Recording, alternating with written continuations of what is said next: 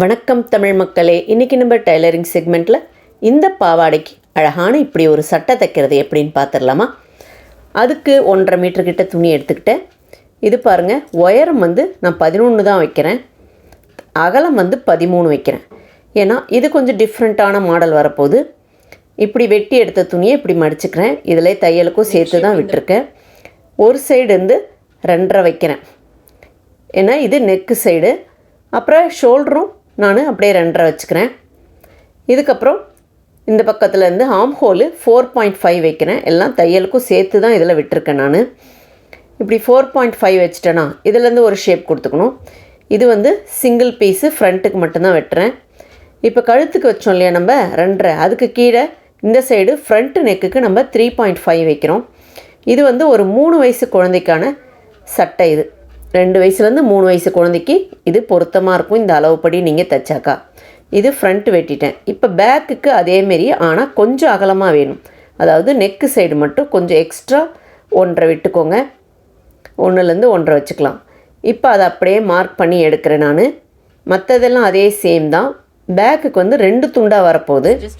அதாவது neck side நம்ம 2 வச்சுக்கலாம். உயரம் கொஞ்சம் கம்மியாக தான் இருக்கும் ஃப்ரண்ட்டோட பேக்கில். அதை அப்படியே இப்படி போட்டு வெட்டி எடுத்துக்கோங்க வரைஞ்சி. இது பேக் பார்ட். இந்த பேக் பார்ட்டில் இந்த எக்ஸ்ட்ரா இருக்கு இல்லையா, இந்த இடம் இப்படி ஃபோல்டிங் வருங்க. ஏன்னா அது ஹூக் வைக்கிற இடம், அதுக்காக அப்படி. இப்போ இதுக்கு கீழே ஒரு ஃப்ரில் மாதிரி வரப்போகுது. இப்போ பாருங்கள், இவ்வளோ தூரம் மடிச்சிருக்கேன். அதாவது 1.5 கிட்ட மடிச்சிருக்கேன். அது எதுக்குன்னா நமக்கு டாட்டுக்கு எல்லாம் போக அந்த இடம் மிச்சம் நடுவில் இருக்க இடத்துக்கு தான் அந்த ஃப்ரில் மாதிரி நம்ம வெட்ட போகிறோம். அதாவது துணியை இப்படி கிராஸாக மடிச்சுக்கிட்டேன். நீங்கள் எப்பயும் 1.5 மீட்டர் வாங்கிக்கோங்க, சரியாக இருக்கும். கொஞ்சம் எக்ஸ்ட்ரா மீறும் பரவாயில்ல. இப்போ அந்த தையல் டாட்டுக்கெலாம் நான் இவ்வளோ விட்டுருக்கேன்னு வச்சுக்கோங்களேன். அதாவது ஜஸ்ட் ஒரு 1.5 இன்ச்சு கிட்ட விட்டுருக்கேன். அந்த 1.5 இன்ச்சு கிட்ட நான் ஒரு கோடு போட்டு மிச்சம் இருக்க துணிக்கு தான் அந்த நடுவில் அந்த அம்பர்லா மாதிரி இருக்க போர்ஷன் வெட்ட போகிறேன். அதை அப்படியே மார்க் பண்ணிக்கோங்க. அதுலேயும் அந்த சைடு தையலுக்கு கொஞ்சம் விட்டுருக்கேன் நான். உங்களுக்கு தெரியும்னு நினைக்கிறேன் வீடியோவில் பார்த்தாக்கா. இப்போ இதை அப்படியே கர்வ் ஷேப்பில் அப்படியே வரைஞ்சிக்கிறேன். இதுக்கு உயரம் நீங்கள் மடித்து தைக்கிற மாதிரினா 6 வச்சுக்கோங்க. அப்படி இல்லை பிக்கோ அடிக்கிற மாதிரினா நீங்கள் 5 வச்சா போதும். அதாவது இது நான் வெளி துணிக்கு சொல்கிறேன். 6 வச்சுக்கோங்க ஃபோல்டிங் வைக்கிற மாதிரினா. பிக்கோனா 5 வச்சுக்கோங்க வெளி துணிக்கு. உள்ளே அதே அளவுக்கு தான் வச்சு எடுத்திருக்கேன். இப்போ பாருங்கள், இது ஃப்ரண்ட்டுக்கு ஆயிடுச்சு. இதேமாரி நம்ம பேக்குக்கு கட் பண்ண போகிறோம். ஆனால் கொஞ்சம் எக்ஸ்ட்ரா விடணும். பேக்குக்கு ஓப்பன் வருது இல்லையா, அந்த இடத்த மட்டும் கொஞ்சம் எக்ஸ்ட்ரா விட்டுருக்கேன். இதை இப்படியே கட் பண்ணி எடுத்துக்கோங்க. இது பேக் சைட் போர்ஷன் ஆகிடுச்சு. எப்போவுமே சாதா சட்டையை தைச்சி பார்க்குறதுக்கு இந்த மாதிரி ஒன்று தைச்சி பாருங்களேன். இது ரொம்ப க்யூட்டாகவும் இருக்கும் சின்ன பிள்ளைங்களுக்கு. இது பேக் சைடு 2 பார்ட்டு, ஃப்ரண்ட்டுக்கு 1 பார்ட்டு. நம்ம இப்போ எதெல்லாம் வெட்டி எடுத்தணும் அதே இதை துணியிலையும் அப்படியே வச்சு வரைஞ்சி எடுத்துக்கிறேங்க. லைனிங்கில் இருக்கிறத கொஞ்சம் எக்ஸ்ட்ரா வச்சுருக்கேன், அவ்வளோதான்.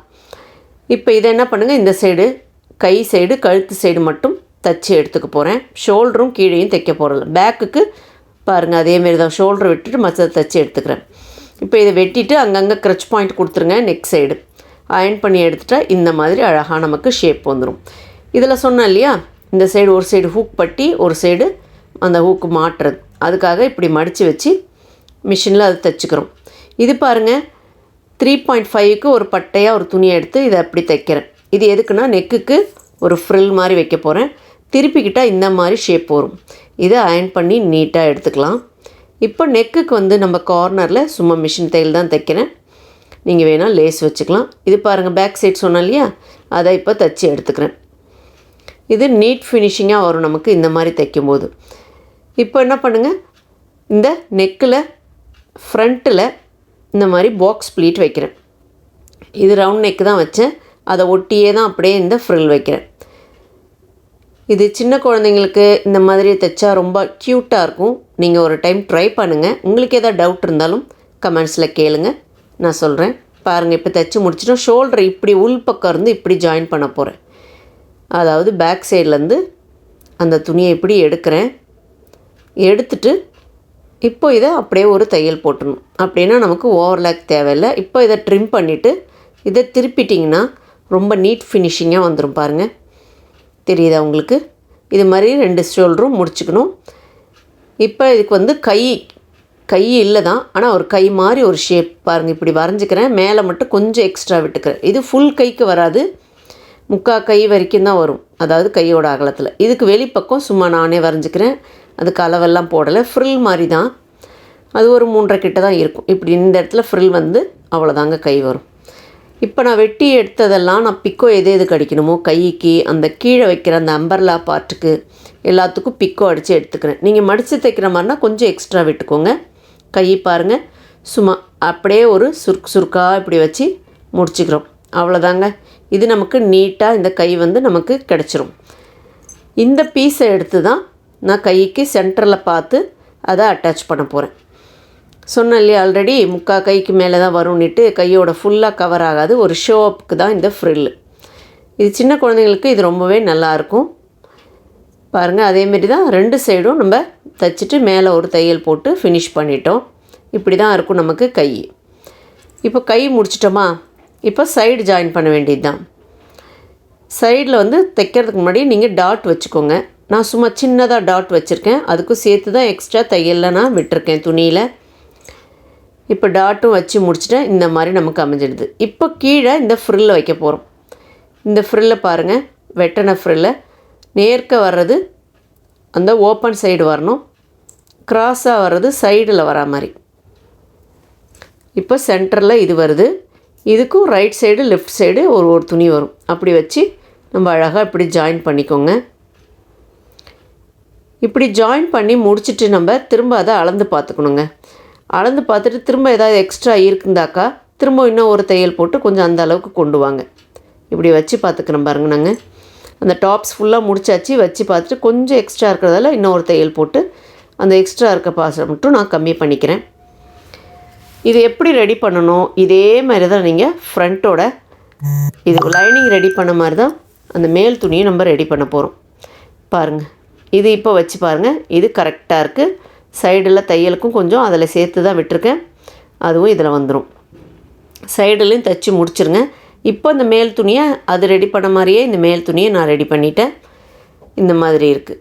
ஆனால் இதை வந்து அதில் அட்டாச் பண்ணும்போது எப்படி அட்டாச் பண்ண போகிறேன்னாக்கா, இது பாருங்கள், இந்த மாதிரி 3 ஒன்றா சேர்த்து அட்டாச் பண்ணுறேன். நடுவில் அந்த துணி வருது, லைனிங் சைடு லைனிங்கு, நல்ல பக்கம் சைடு வருது. உங்களுக்கு இதில் பார்த்தா புரியும்னு நினைக்கிறேன்.